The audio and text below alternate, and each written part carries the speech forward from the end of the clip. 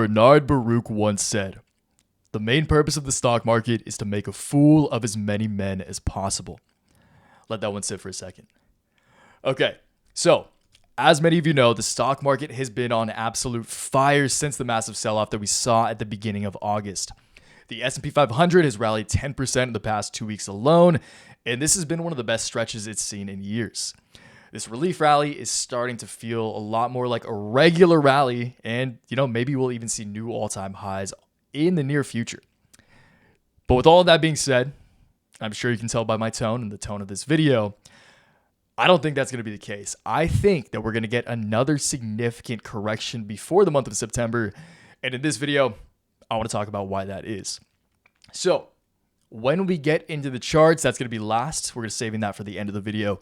We are going to be taking a look at the S&P 500 or the SPY, the Russell 2000 Small Cap Index or the IWM, and Bitcoin. Apple and Nvidia are up here on the watch list, but we're not covering those. If you want to hear about those, then you got to sign up for the newsletter for my price targets and stuff. Trade alerts, that's the first link in at the beginning of this video, or the description of this video, I should say. But more on that later. You guys know the drill. Again, charts are for the end of the video. What I want to spend the majority of the time reading over is actually the newsletter that I sent out to the portfolio group yesterday. Okay, so I'm recording this on August 20th. I'll reference a few points from the newsletter that I sent out this morning just to keep it as current as possible.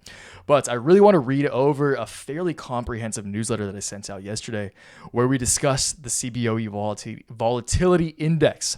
We're discussing Jerome Powell's speech at Jackson Hole that's coming up on this Friday. We're going to discuss Nvidia's earnings report that's scheduled for August 28th. These are major catalysts that will inevitably make waves throughout the equity markets. So I want to spend time, kick off the video reading over, once again, my Trade Alert newsletter. It's pretty much my macro thesis going into the month of September as we close out the month of August. And again, just do my best to explain to you guys why I think that downside is the likelier scenario, as opposed to a rally to new all-time highs. I want to make it clear right up front that I do not think that we fall to new lows. I'm just talking about the S&P 500, the major indices, the S&P, the NASDAQ. I do not think fall to new lows. But as you can kind of see in front of us, I do think that we will experience a significant correction prior to further upside. And again, I'll do my best to rationalize that for you. Okay, before we get to reading, if you guys do go on to gain value from this, please give the video a like. Let me know in the comments down below if you think I'm on point with this thesis or if you think I'm absolutely whack. And of course, let me know why you think what you're thinking. Always curious to hear your guys' insight on that. And subscribe to the channel if you're not subscribed and want to join Waves Cap. Okay, so this relief rally is starting to look a lot more like a rally. The macro optimism is clearly high following a week of strong economic data, but that strong economic data is also what's making me especially cautious about the news we could be receiving on Friday. I said last week that there were no major macro catalysts until Nvidia's earnings on the 28th, but I was wrong.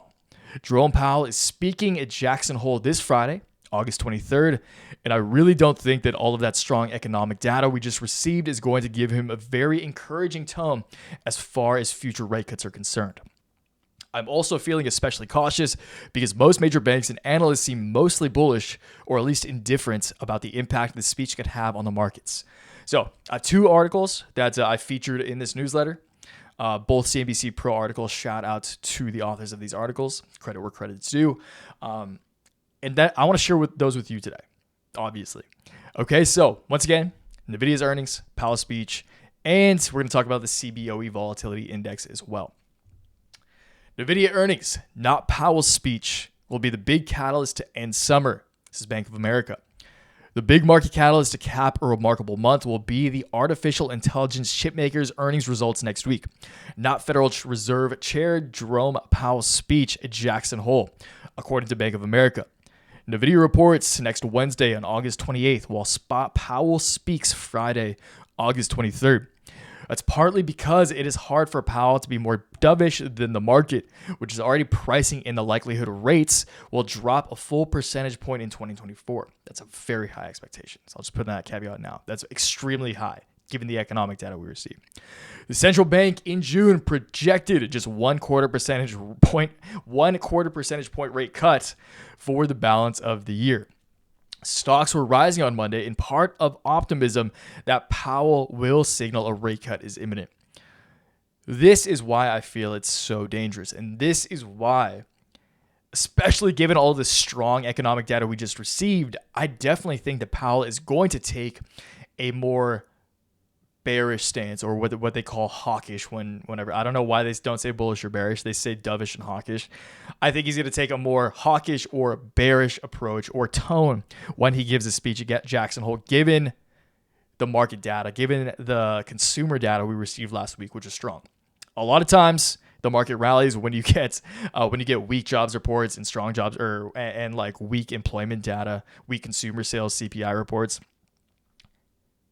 But now we got strong CPI reports, and that's actually making the market excited, because we're assuming that's, or because I'm not we, I guess, but because the majority are assuming that rate cuts are already baked in. But again, the betting markets are pricing in a full percentage point cut by the end of the year, and that's incredibly optimistic in my opinion. And I think that's kind of what Powell, when he speaks on Friday, is going to convey. So anyway, big tangent. I felt it was important. When they zig, you zag. Little typo there. On that note, I have another article that I want to share with you regarding volatility in the CBOE Volatility Index. History of Volatility Index shows market not likely out of the woods yet, and here's how to trade it. Okay, so we just read this. This is the first time I've heard this quote, actually, and this is what really encouraged me, obviously, to record this entire video. So I'll just reiterate it one more time, just to let it sink in. The main purpose of the stock market is to make a fool of as many men as possible. And this is a really impressive article. I didn't feature the author of the article in this top one because it was more of just facts as opposed to an opinion or an opinion piece. But this was an opinion piece. So shout out to Michael K on CNBC Pro for this article. I've historically taken this to mean that the market will make a fool of us all sooner or later. I've fallen victim to it many times, indeed. But then what does mean reversion mean? The VIX didn't revert to the mean. It snapped back and fell through it almost immediately, which got me thinking about another quote. You can fool some of the people all of the time and all of the people some of the time, but you cannot fool all of the people all of the time. It's a quote from Abraham Lincoln, Honest Abe. So I look back through history to see what the S&P 500 30-day realized volatility was 40 days after a VIX index spike above 35, as it did on August 5th, okay? Remember, the VIX tracks volatility in the S&P 500. When we got these massive sell-offs, the VIX went through the roof. Highest the VIX has seen, or once again, the CBOE Volatility Index, which tracks volatility in the S&P 500, reached its highest level since the COVID crash that we saw back in 2020. Okay, just to kind of catch you up on the VIX if you're not familiar with what that is. If you haven't heard of the VIX, definitely go look on Investopedia and kind of read up on it. It's a very important metric to be aware of. Was there ever a situation in the past 35 years where we saw such an increase in implied volatility and 40 days later experienced below average 30-day volatility as the VIX window is now implying? A spike above 35 itself is a rare event, occurring just 4% of the trading days over the past 35 years. Of those relatively rare events, only 5% of the time following a VIX spike like the one we recently experienced did the S&P 500 vol fall below the mean. But 14.8, Friday's closing VIX, isn't just below the mean, it's well below the mean. How often have we seen a 30-day realized volatility in this context historically? Over the past 35 years, never. Not once. It's not in the data. So what he's saying here pretty much is, when has this happened? When have we fallen so hard only to recover so incredibly hard as well? Relative to the VIX, based upon the VIX, okay? Never. The answer is never. Wrong tab. We'll get to that later once again. First link in the description if you want my daily trade alerts, you want to know how I'm trading on a daily basis. And you want these daily newsletters that I'm reading through every morning in your inbox. I'll just plug it because I accidentally hit the tab. Anyway, once again, as he said, When have we seen a recovery like this as far as the VIX, as far as the volatility index is concerned? It's never happened. Never in history over the past 35 years since the inception of the S&P 500 and the VIX scale has this happened, okay? So there's a first time for everything. Maybe this will be the first sub 15% 30-day realized implied volatility for the S&P 500 following a VIX spike like the one we saw recently. If you think it's unlikely, here's another first.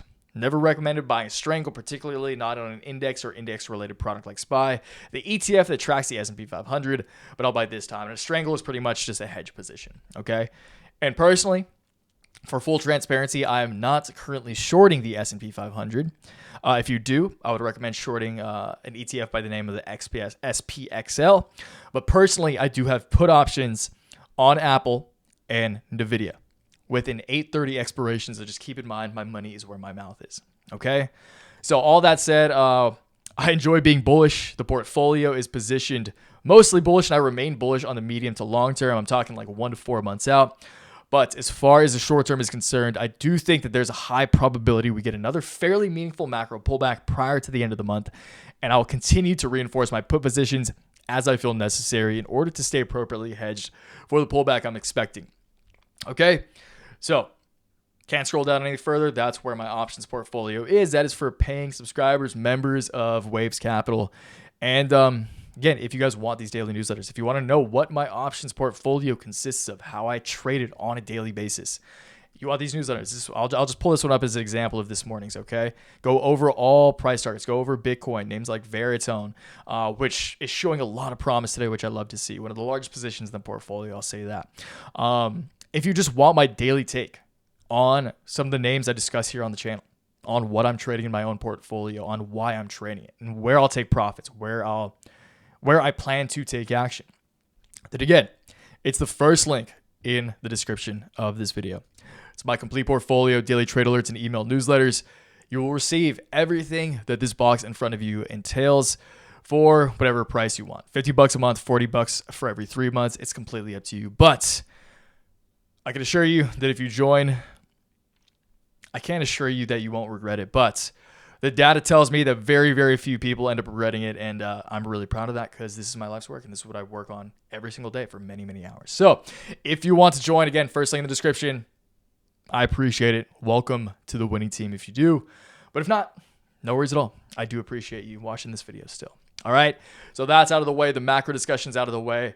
Nvidia's earnings, I will just say, I am very, very skeptical in. If Nvidia continued to fall lower, then I would have believed that there was a likelihood that Nvidia could pop on earnings. But since Nvidia is back up at like 130, pretty much back to where it was before the sell-off down to like 95, which we call it pretty beautifully over here at Waves Cap,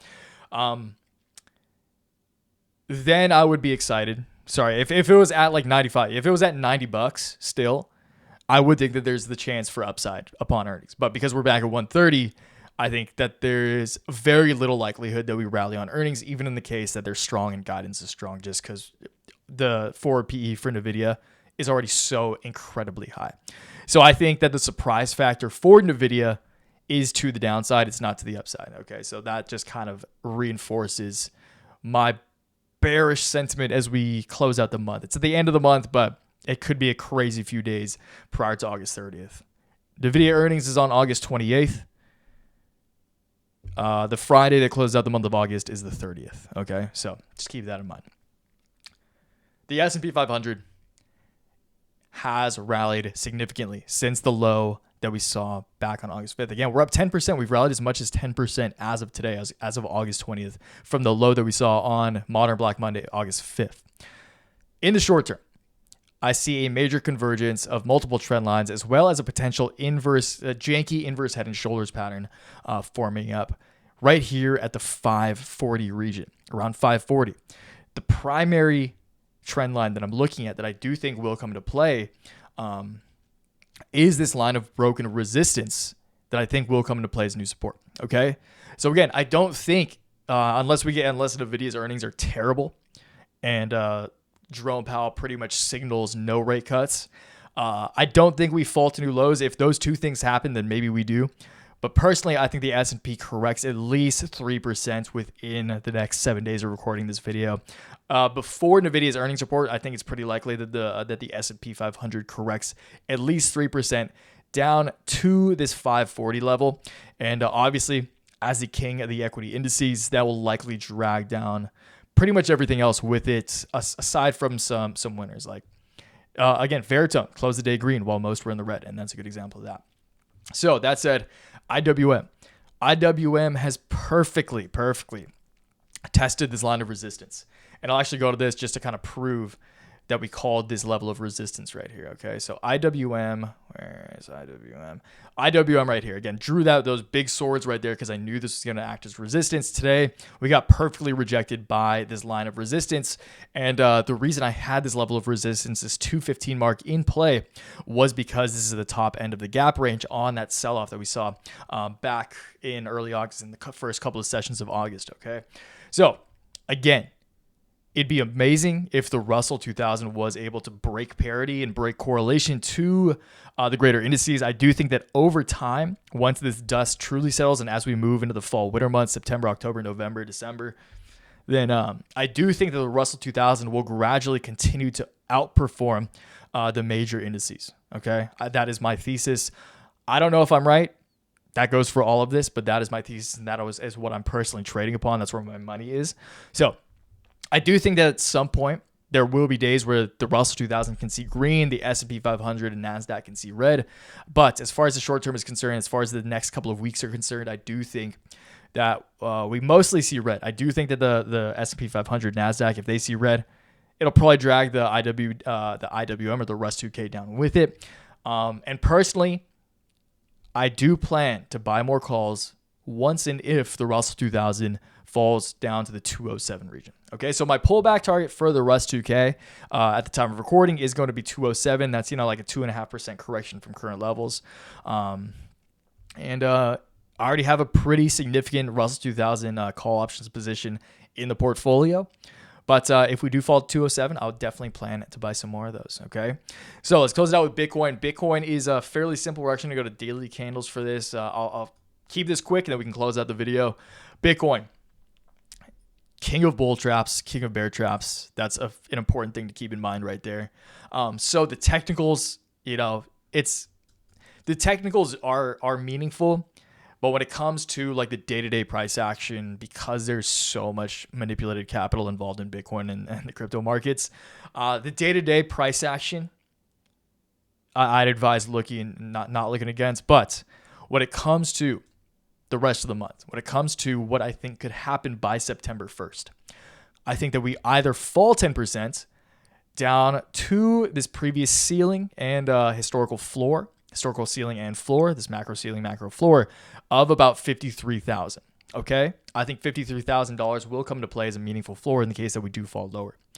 Or if we rally, I think we rally 12 to 13% to test the line, conservative line of long-term resistance, which would lead us to, about $66,000, $67,000. If we test absolute resistance, that would take us up about 16% up to $68,000, $69,000. Okay. Now, given the sentiment that I've detailed throughout this video, I think that the downside is probably more likely. And in that case, as I said in my newsletter this morning, I'll absolutely be sharking up more Riot, more Mara call options that I have longer-term call contracts on, okay? So, regardless of what happens, this goes for everything that we just discussed. I am bullish on the medium to long term. I am bullish, definitely going into October, November, December, on the fall, winter months. But as far as the short term goes, given all of the reasons that we just discussed, I do think that the macro backdrop and the kind of fundamental surprise factors favor the downside. And that's why I'll just close out this video by saying that I would recommend, it's always your call. I'm not telling you what to do. I would highly recommend considering buying some put options.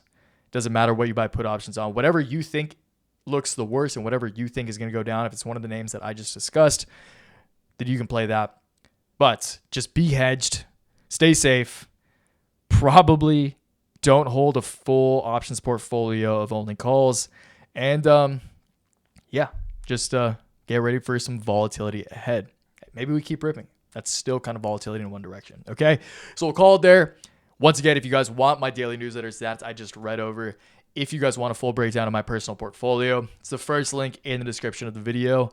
And yeah, let me know in the comments down below what you think about all of this. I appreciate you watching, and I'll catch you next time. Until then, always remember, take action, make waves. Peace.